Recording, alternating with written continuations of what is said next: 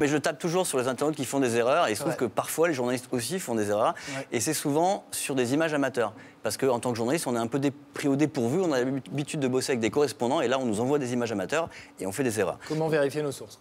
Exactement. Et donc là je vais prendre un cas récent de France 3 qui a diffusé une vidéo sur le Burundi dans son grand soir 3, donc sa tranche d'information du soir.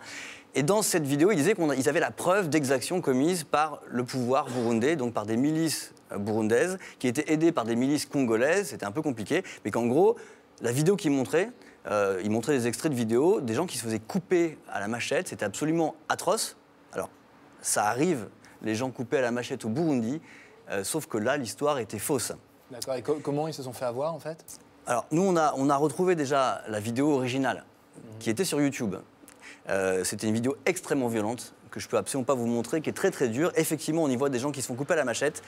Sauf que, déjà, premier indice qui nous a mis sur la voie, c'est que cette vidéo, elle a été tournée bien avant ce que disait France 3. France 3 disait que c'était une vidéo toute récente, il y a quelques jours avant leur reportage. En fait, elle avait 3 semaines. Quand on a vu ça, on s'est dit, il y a quelque chose de louche. Donc, on a commencé à envoyer cette vidéo à nos contacts au Burundi et au Congo, en disant, regardez cette vidéo, qu'est-ce que vous en pensez?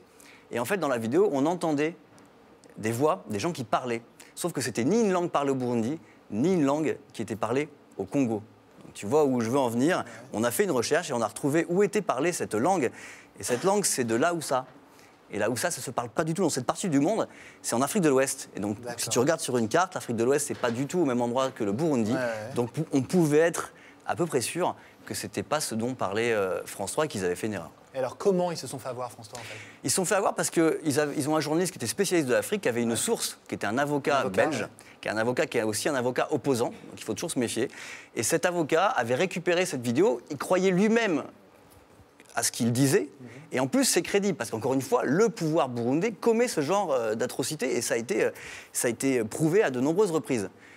Et eux ont cru leur source, un peu trop, je dirais, facilement, sans avoir le temps de vérifier, parce qu'il faut savoir que ça se fait des fois sur une journée, des fois sur quelques heures, et ils ont fait une erreur. Ce qu'il faut dire, c'est que François s'est excusé publiquement dans son édition du Soir 3. Ouais, c'est-à-dire qu'ils pour cette méprise, pour cette erreur. Ils se sont même excusés à l'antenne, ce qui est pas toujours le cas, parce que là, ils ont quand même pris l'antenne, et dans leur édition, je ne sais pas combien de jours après, d'ailleurs, ils sont quand même excusés face à leurs téléspectateurs. C'était le lendemain, et franchement, ils ont été très pros. Moi, j'ai eu le rédac chef au téléphone, il a fait ses vérifications de son côté, il a reconnu qu'il avait fait une erreur, et ils l'ont dit à l'antenne, et tu as raison, c'est très important, parce qu'en général, c'est quoi le réflexe? C'est qu'on va le mettre en bas d'une page du site internet, et on dira, moi j'ai... Et je peux vous dire qu'il y a beaucoup de médias qui ont fait des erreurs du même ordre, et qui n'ont jamais publié de démenti. Tu as affaire à beaucoup de dingues qui écrivent sur Wikipédia, quand même? C'est rare qu'il y ait des gens qui veuillent vraiment, réellement tromper les lecteurs.